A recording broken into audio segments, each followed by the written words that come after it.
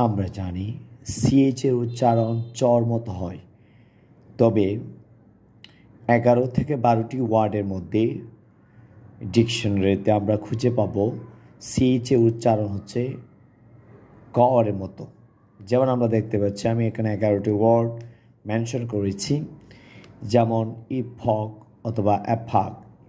ইফক এটা হচ্ছে British sound and অ্যাফাক এটা হচ্ছে আমেরিকান সাউন্ড।